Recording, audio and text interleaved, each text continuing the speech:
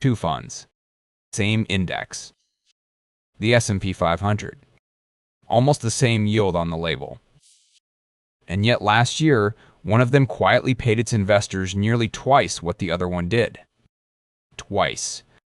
And here's the part that should bug you. Hardly anyone can tell you why. So if you own JEPI right now, or you've been circling it for the income, give me the next few minutes. Because this isn't an opinion, it's not some hot take. It's just the numbers, sitting side by side, telling a story most income investors never actually hear. And look, you did everything right. You found a fund with a name you trust. JP Morgan, you saw the yield, somewhere around 8%, and you thought, finally, real income, a paycheck, the thing I've been hunting for. And it is real income. I want to say that clearly, up front. JEPI isn't a scam. It isn't broken. It's doing exactly what it was designed to do. But doing what it was designed to do and being the best home for your money, those aren't the same thing.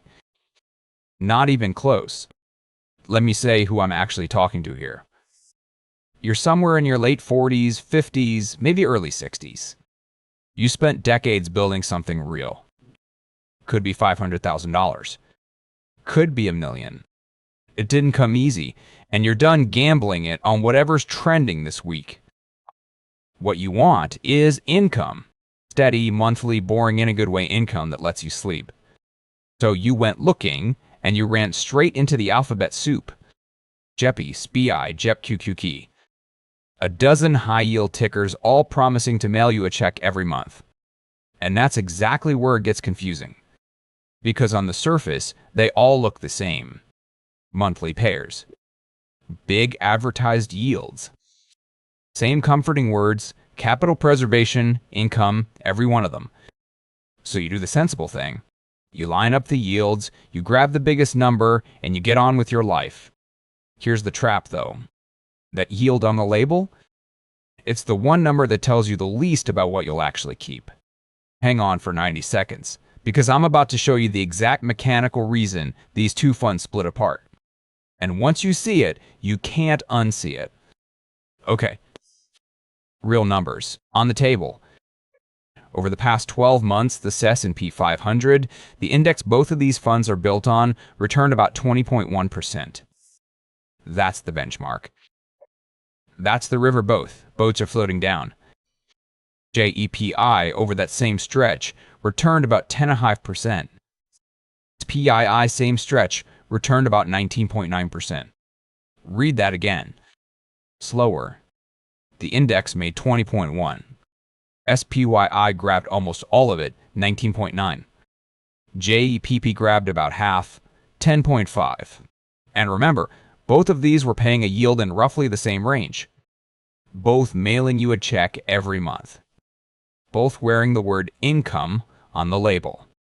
But one kept pace with the market, and the other handed back nearly 10 percentage points. On a $500,000 position, 10 percentage points in 1 year is $50,000. 50 grand. Gone. Not to fees. Not to taxes. To structure. To a design decision buried so deep in the fund that the yield number on the label could never warn you. So the real question isn't which one yields more. It's where did that money go? Let me pop the hood on JEPI in plain English. JEPI owns a basket of calm, low volatility names from the S&P 500. Defensive stuff. Fine, normal. But that's only half the engine. The other half is this thing called an equity-linked note. Strip the jargon, and here's what it does. JEPI takes a chunk of your money and basically sells off your upside. Think of it like this. You own a house. And every single month you sign a little agreement that says, if this house climbs past a certain price, the buyer keeps everything above that line, and in return, they hand you cash today. That cash today, that's your monthly distribution. That's the 8%. And it feels great. Shows up like clockwork. But every month, you've quietly put a ceiling on what your house can be worth. In a sleepy year, you barely feel it. You pocket the premium, the stock didn't run off without you, everybody's happy.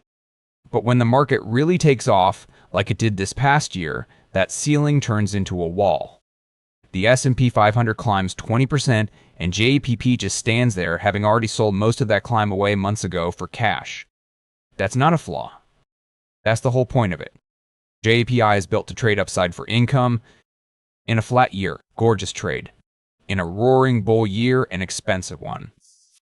And here's something I've picked up watching income investors for years. The pain with JEPI is invisible while it's happening. You never see the loss.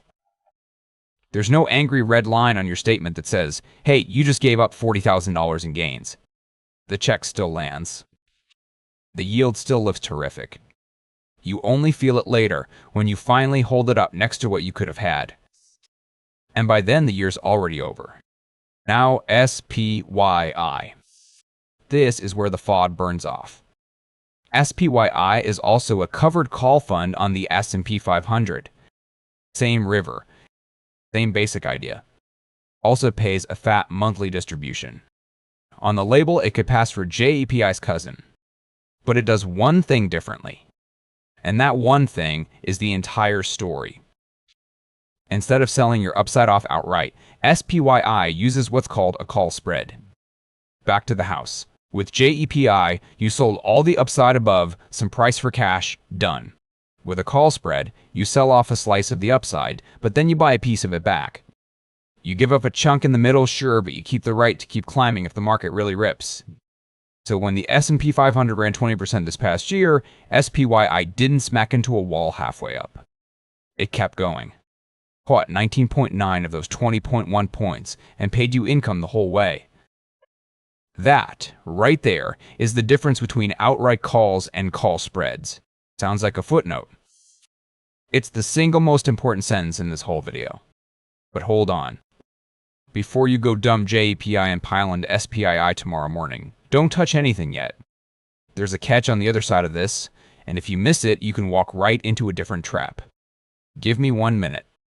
So, why doesn't everybody just buy SPYI and pretend JEPI never existed? A few honest reasons. And I'm not here to sell you one fund over the other.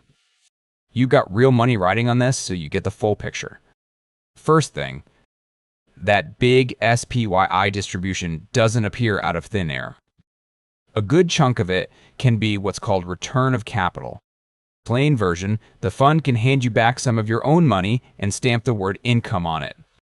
Stretch that over years, and if the payouts run faster than the fund actually earns, the share price itself can slowly bleed down. The yield looks heroic on the label. The principal underneath it can be quietly shrinking. So a giant headline number isn't automatically a safe one. Then there's taxes. JEPI's distributions mostly get taxed as ordinary income, your regular rate. SPYI's option structure can qualify for friendlier treatment that blended rate index options get. For somebody in a high bracket holding this in a taxable account, that gap is not small. But here's the twist. If you're holding either one inside an IRA or a 401k, none of that matters because the account's already shielded. And honestly, the bull market is doing a lot of the talking right now. SPYI looks brilliant partly because stocks went up. In a flat year or a falling one, that call spread gives back some of its edge, and JEPI's calmer, lower volatility ride can feel a whole lot better when everything's sliding. This is the part one wish somebody had told me a long time ago. There's no single best income fund. There's only the best fund for the job you're hiring it to do. If the job is, I want the steadiest, lowest stress paycheck I can get, and I don't care about chasing the market, JEPI is genuinely great at that. If the job is, I want income, but I refuse to leave half the market's return on the table, then something like SPYI deserves a hard look. Picking one isn't the mistake. Picking by yield alone and never asking what the fund gave up to pay it, that's the mistake. Alright, let's make this usable, because you didn't come here for a lecture. You came to make a call. Quit treating the yield as your headline number. Ask one thing instead. What is this fund giving away to pay me this? For JEPI, the answer is most of your upside. For SPYI, it's a slice of your upside, plus the risk that part of your income is really just your own capital coming home. Next, look at where you're holding it. In a taxable account, the tax gap between these two structures can quietly cost you or save you thousands a year. Inside an IRA or 401k, forget the tax angle entirely and stare only at total return and stability. And be straight with yourself about your time horizon. If you're living off this income right now, the steady ride matters more than squeezing out the last couple points of return. But if you won't touch this money for another 10 years, then handing back nearly 10 percentage points a year, every year, is a brutal amount of compounding to just walk away from. Let me leave you with one number that reframes the whole thing. 2 investors. Both start with $500,000. One earns 10.5%. The other earns 19.9%. Run that out a decade and the gap between them isn't a rounding error. It's the difference between a comfortable retirement and a genuinely wealthy one. That's what's hiding behind 2 nearly identical yield numbers. That's why the structure is everything. So let me bring it home. 2 funds. Same index. Similar yields on the label. One returned about 10.5% last year. The other, about 19.9%.